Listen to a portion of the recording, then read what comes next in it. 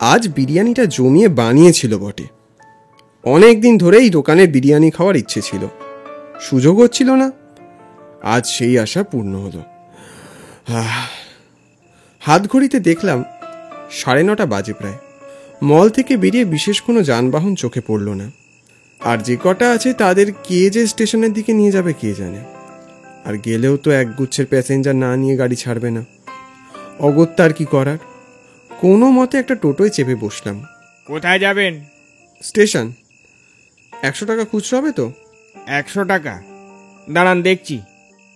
এখন যেতে পারবো না কিন্তু দাদা, আগে লোক আসবে তারপর যাব। অবশেষে খানিকক্ষণ পর দুজন প্যাসেঞ্জার এসে বসল। আমি ব্যাগ ঘেটে ডায়েরিটা বের করে কি একটা যেন লিখছিলাম। এই কারণে আমি তোমাকে নিয়ে কোনো পার্টিতে আসতে চাই না। কোনো একটা সেন্স আছে তোমার? জাস্ট অসহ্য। তাহলে নিয়ে এলে কেন আমাকে? আমি তো আসতেই চাইছিলাম না। গলাটা শুনে চমকে উঠলাম। সুচিস্মিতা! বাবা বিয়েও করে ফেললো। রূপের অহংকারে পাহাড় সমান অ্যাটিটিউড নিয়ে থাকা মেয়ের শেষে কিনা এই হাল। মনে মনে হাসি পেল। ভালো ভালো। সাধে কি এনেছি? না আনলে 1000 কথা উঠবে, তাই আনতে বাধ্য হয়েছি। শোনো, আর একটা ফালতু কথা বলবে না তুমি। হ্যাঁ, এখন আমার সব কথাই তো তোমার ফালতু বলে মনে হবে। কি শুনবো? হ্যাঁ কি শুনবো বলো? সবার সামনে আমাকে অসম্মান করার সময় তোমার খেয়াল ছিল যে আমি তোমার স্ত্রী? এই এই থামো তো, থামো। যার নিজের কোনো সম্মান নেই তার আবার অসম্মান। বাহ, অসাধারণ। কেমন লাগছে এখন? একটা সময় কত বলেছি যে একবারটি ভেবে দেখো, যদি সম্পর্কটা এগিয়ে নিয়ে যাওয়া যায় তখন না, আমার মতো ছেলের সাথে নাকি থাকা যায় না বেশি দিন। আর আজ নিজের কি অবস্থা করেছে। আমার দিকে চোখ পড়তেই খানিক ইতস্তত বোধ করতে দেখলাম সুচিস্মিতাকে। এতক্ষণ খেয়াল করেনি হয়তো আমায়। দীপ্ত, দীপ্ত চুপ করো, এটা রাস্তা। দয়া করে যাত্রার সামনে এরকম সিন ক্রিয়েট করো না, চুপ করো তুমি। ও, আমি এখন যাত্রার মতো হয়ে গিয়েছি। ভালো। স্টেশন আসতেই নেমে পড়লাম। দেখলাম লোকটা টাকা মিটিয়ে হন্তদন্ত হয়ে প্ল্যাটফর্মের দিকে চলে গেল, আর তার পিছন পিছন সুচিস্মিতা। মনে হলো খানিকক্ষণ আগে একটা ট্রেন বেরিয়ে গেছে। নেক্সট বর্ধমান লোকাল আসতে আসতে এখনো 8 ঘন্টা দেরি।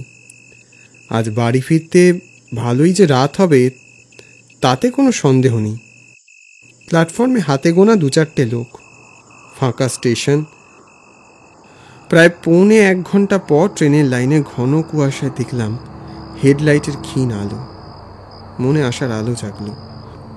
সিট থেকে উঠে হাঁটা দিলাম প্ল্যাটফর্মের শেষ দিকে। মাঝ প্ল্যাটফর্মে পৌঁছতেই দেখলাম ট্রেনটা অনেকটাই কাছে চলে এসেছে। কিন্তু তার সাথে আরও একটা অদ্ভুত ব্যাপারও খেয়াল করলাম। ট্রেন যত কাছে আসছে, প্ল্যাটফর্মে দাঁড়িয়ে থাকা দুজন মানুষ ক্রমশই লাইনের দিকে এগিয়ে যাচ্ছে। কারা ওরা? সে যেই হোক, অজানা আশঙ্কায় বুকের ভিতরটা ছ্যাঁত করে উঠল। কিছু বুঝে ওঠার আগেই ওই দুজনকে দেখলাম ঝাঁপ দিল ট্রেনের সামনে।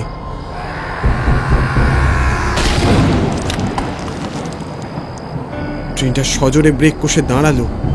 প্ল্যাটফর্মে গুটি কয়েক লোক হৈ হৈ করে উঠল। তখন কণ্ঠরোধ হয়ে গেল আমার। চোখের সামনে এমন দৃশ্য দেখে সারা শরীর যেন আমার কাঁপতে শুরু করলো। ওই অবস্থাতেই দৌড়ে লাইনে নামলাম। কয়েকবার হোঁচট খেয়ে অবশেষে যখন এসে পৌঁছলাম, ততক্ষণে আরো গুটি কয়েক লোককে দেখতে পেলাম লাইনে দাঁড়িয়ে আছে। চারদিকে রক্তের স্রোত বয়ে চলল। আরো একটু কাছে যেতেই যা দেখলাম তাতে আমার মাথা ঘুরে গেল। হৃৎপিণ্ডের ধুকপুকানি কয়েক গুণ বেড়ে গেল আমার। এই কি দেখছি আমি? এ তো সুচিস্মিতা আর ওর বর দীপ্ত। ওরা এমন কাজ কেন করলো? কিচ্ছু বুঝে উঠতে পারলাম না। সামান্য দাম্পত্য কলহের জন্য এত বড় সিদ্ধান্ত নিল। দেখে তো মনে হচ্ছে ওরা কেউই বেঁচে নেই। রেল পুলিশও ততক্ষণে স্পটে চলে এসেছে। বুকের মধ্যে কেমন একটা চাপ অনুভব করলাম। 2 চোখ বেয়ে জল এলো আমার। যতই হোক, একদিনের জন্য হলেও তো আমি সুচিস্মিতাকে ভালোবেসেছিলাম। তার এমন পরিণতি! হ্যাঁ, আর এখানে দাঁড়িয়ে থাকার মতো সাহস হলো না। আমার শরীরটা কেমন যেন করছে। ওই জায়গা থেকে ফিরে যাব, হঠাৎ যেন মনে হলো সুচিস্মিতার বরের হাতটা কেঁপে উঠল। বেশ অনেকক্ষণ ধরে লক্ষ্য করলাম বিষয়টা। না না না, ও বেঁচে আছে। স্যার, স্যার শুনতে পাচ্ছেন? বলুন। মনে হচ্ছে উনি বেঁচে আছেন। দেখুন দেখুন স্যার। আরে বেঁচে আছে তো, এই তোল তোল তোল ওকে তোল। বেঁচে আছে? হ্যাঁ, এই হসপিটালে নিয়ে চল চল চল চল চল। এখন মাঝরাত। স্থানীয় হাসপাতালে নার্স ডাক্তারদের ছুটাছুটি। পেশেন্টের বাড়ির লোক কে আছে? ডাক্তারবাবু, আপনি আমায় বলতে পারেন। আপনি? আমি মানে ওদের পরিচিত, তাই অসুবিধে নেই। আমি স্পটে ছিলাম, আপনি আমায় বলুন। আচ্ছা আচ্ছা, দেখুন, মেল পেশেন্টের কন্ডিশন খুবই ক্রিটিক্যাল, ঠিক আছে? 72 ঘন্টা না গেলে আমরা কিন্তু কিছুই বলতে পারবো না। ও আচ্ছা। আর সুচিস্মিতা মানে মেয়েটা? উনি স্পটেই মারা গেছেন। দেখুন, বডিটাকে আমরা মর্গে পাঠিয়েছি, ওনার বাড়ির লোক এসে নিয়ে যেতে পারেন। আমি মানে শেষবারের মতো কি একবার ওকে দেখতে পারি? দেখতে চান? দেখুন, বডির কন্ডিশন একদমই ভালো নয়। জানি, তবুও শেষবারের মতো যদি একবার। আচ্ছা ঠিক আছে ঠিক আছে, আপনি এতবার করে যখন বলছেন, ঠিক আছে যান। মর্গের ওয়ার্ড বয়কে বলুন, ও দেখিয়ে দেবে। ছেলেটি মর্গের 103 নম্বর ড্রয়ারটা খুলল। সুচিস্মিতার ফ্যাকাশে ক্ষতবিক্ষত মুখটা দেখে বুকের ভিতরটা ব্যথা করে উঠল। মনে পড়ে গেল সেই প্রথম দিনের কথা। আর এখন ওর কপাল থেকে মুখের একদিক ফেটে দুভাগ হয়ে গেছে, আর সেই বিশ্রীভাবে সেলাই করা ওর ওই মুখটা। ওর গায়ের দিকে চোখ যেতেই চমকে উঠলাম। রক্তমাখা সারা গায়ে বিরিয়ানি ছড়ানো। কি ব্যাপার? গাটা কিরম গলে উঠল, বমি পেল আমার, মাথাটাও ঘুরতে শুরু করলো। কি হচ্ছে আমার সাথে? আমি কি ভুল দেখছি? কি হলো দাদা? কি হলো? এরকম করছেন কেন আপনি? আপনি বসুন বসুন বসুন। আপনার শরীর কি খুব খারাপ লাগছে? দাঁড়ান, আমি জল আনছি। সাথে সাথে ড্রয়ার বন্ধ করে আমাকে ধরে ধরে মর্গের বাইরের বেঞ্চে নিয়ে বসালো ছেলেটা। কোনো মতে নিজেকে সামলে নিলাম। এত খারাপ কেন লাগছে শরীরটা? উফ উফ, বিরিয়ানি খেয়ে ফিরলাম আমি। হয়তো অ্যাসিডিটি হয়ে গেছে, তাই জন্য ওরকম ভুলভাল। সহসা ফোনটা বেজে উঠল। ও, মা ফোন করেছে। বাড়িতে তো কিচ্ছু জানানো হয়নি। ফোনটা রিসিভ করলাম। আরে কোথায় তুই? এত রাত হয়ে গেল, ফিরবি কখন? মা, বলছি আমি আসলে একটু হাসপাতালে এসেছি। হাসপাতাল? কেন রে বাবু, কিছু হয়েছে নাকি? না না, কিছু হয়নি। আমি বাড়ি এসে সব বলছি। বেশ, তাড়াতাড়ি ফিরিস কিন্তু। ফোন কেটে বেরিয়ে এলাম হাসপাতালের বাইরে। এখানে সারাক্ষণ অ্যাম্বুলেন্সের আনাগোনা আর হর্নের শব্দ। বড় অস্বস্তি বোধ হলো। তখন যে ওসব চোখের ভুল ছিল নাকি সত্যি, সে এখনো আমি বুঝতে পারিনি। যাই হোক, এবার বাড়ি ফিরতে হবে। কিন্তু এখান থেকে স্টেশনের দূরত্ব অনেক।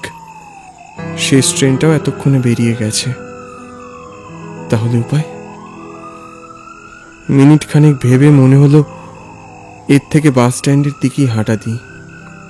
বড় রাস্তা কাছে, হেঁটেই চলে যাওয়া যাবে। জনমানবহীন ফাঁকা কুয়াশা ঢাকা রাস্তাটা।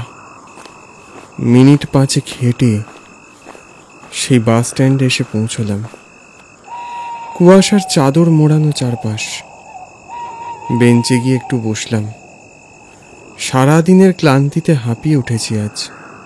আজ স্মৃতিতে বারবার সুচিস্মিতার ওই মুখটা ভেসে উঠছে। সোকল্ড বিরিয়ানি লাভার ছিল মেয়েটা। ওই আমার মধ্যে জাগিয়ে তুলেছিল বিরিয়ানির প্রতি ভালোবাসাটা। আর আজ সেই বিরিয়ানি খেতে এসে এমন একটা ঘটনা আমার চোখের সামনে ঘটল। আমি এখনো বিশ্বাস করতে পারছি না সুচিস্মিতার আর বেঁচে নেই। কি এমন হলো ওদের মধ্যে যার জন্য এত বড় সিদ্ধান্ত নিতে হলো?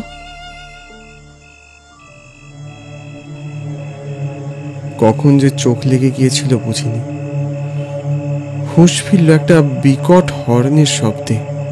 মনে হলো ভোরের বাস এসেছে। দেহে এত ক্লান্তি, চোখ খুলতে ইচ্ছে হচ্ছিল না। উপায় নেই, কোনো মতে উঠে দাঁড়িয়ে চারপাশটা দেখলাম। কিন্তু কোথায় কি? গাড়ি ঘোড়া তো দূরস্থ, একটা কুকুর বেড়ালের চিহ্ন অব্দি দেখলাম না আশপাশে। তাহলে শব্দটা কিসের ছিল? হঠাৎ উল্টো দিকের একটা দোকানে মনে হলো টিম করে আলো জ্বলছে। খানিকক্ষণ আগেও তো সেখানে আবর্জনা স্তূপ ছাড়া কিচ্ছু দেখিনি। কৌতূহল নিয়ে এগিয়ে গেলাম। দোকানের সামনে গিয়ে দাঁড়ালাম যখন, দেখলাম লাল কাপড়ে ঢাকা একটা বিরাট বিরিয়ানির হাড়ি। আমি ভুল দেখছি মনে হয়, নাকি স্বপ্ন? হঠাৎ আমার মারাত্মক খিদের উদ্রেক হলো। আমি কোনো দিকে না তাকিয়ে ওই হাড়ি থেকে বিরিয়ানি তুলে খেতে শুরু করলাম। নিজেকে ধরে রাখতে পারলাম না। এমন গোগ্রাসে আমি জীবনে কোনোদিনও খাইনি। ঠিক সেই সময় নজর গিয়ে পড়ল বড় রাস্তার দিকে। সেই বাসের শব্দ, কিন্তু কিন্তু কোথাও কোনো যানবাহন দেখতে পেলাম না। তবে এবার রাস্তার শেষ প্রান্তে ল্যাম্পপোস্টের আলোয় দুজনকে দাঁড়িয়ে থাকতে দেখলাম। কারা ওরা? কি চায়? ঝাপসা দু চোখ স্পষ্ট হতেই মনে হলো ওদের মধ্যে একজন দীপ্ত, মানে সুচিস্মিতার বর। প্রায় সারা শরীরে ওর ব্যান্ডেজ জড়ানো, যেমনটা আমি হাসপাতালে দেখে এসেছিলাম। আর ওর সাথে একটা অচেনা মেয়েকেও দেখলাম। কি আবল তাবল দেখছি আমি। হঠাৎই অন্য দিক থেকে একটা বাসকে দেখলাম প্রচন্ড বেগে ওদের দিকে ধেয়ে আসছে। এই এই কি হচ্ছে? থামাও, বাস থামাও, বাস থামাও।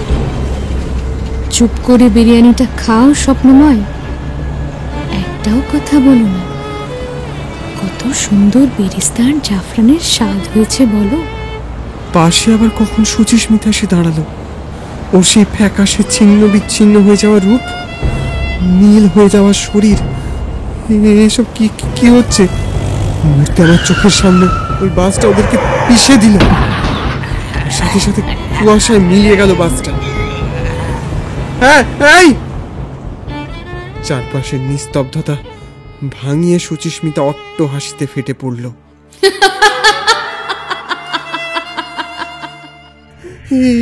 এসব কি? তুমি স্বপ্নময়, তুমি স্বপ্ন দেখছো না। আমি যা করেছি বেশ করেছি।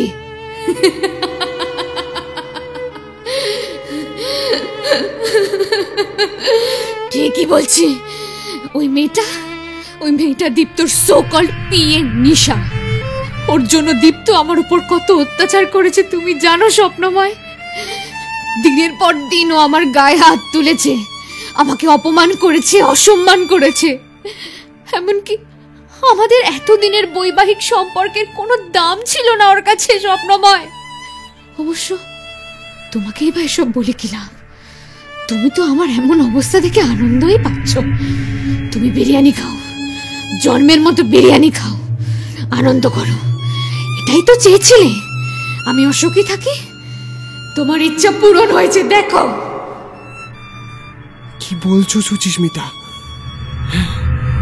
তারপর কি হয়েছিল? বলো বলো আমায়, বলো আমায়। কাল সন্ধ্যায় ওদের অফিসের পার্টিতে ওই মেয়েটা ইচ্ছে করে আমার গায়ে বিরিয়ানি ফেলে দিল। আর দীপ্ত সবার সামনে এই নিয়ে আমাকে চরম অপমান করলো। আমি সব সহ্য করেছি, সব। কিন্তু তলে তলে ও যে আমাকে মারার চেষ্টা করছিল সেটা তো আগে বুঝিনি। যখন বুঝলাম তখন আমিও ছাড়িনি। ট্রেনের সামনে আমি ওর হাত ধরেই ঝাঁপ দিয়েছিলাম। কিন্তু তুমি ওকে বাঁচিয়ে দিলে কেন স্বপ্নময়? কেন বাঁচালে তুমি ওকে? আমার জামার কলার টেনে ধরলো। তুমি কেন বাঁচালে? কেন বলো? আমার কি দোষ ছিল? তুমি কেন করলে এরকম? আমার ভয় করছে সুচিস্মিতা। আমি কখনো চাইনি তোমার এরকম হোক। তুমি ভয় পেও না, তোমার কোনো ক্ষতি আমি করব না। দেখলাম সুচিস্মিতার ওই ভয়ানক শরীরটা রীতিমতো হাওয়ায় ভেসে গেল দীপ্ত আর নিশার ডেড বডির কাছে। তারপর নৃশংসভাবে ওদেরকে খুবলে ওদের শরীরটাকে ছিন্ন বিচ্ছিন্ন করলো। এ দৃশ্য চোখে দেখা যায় না। আমি প্রতিশোধ নিয়েছি।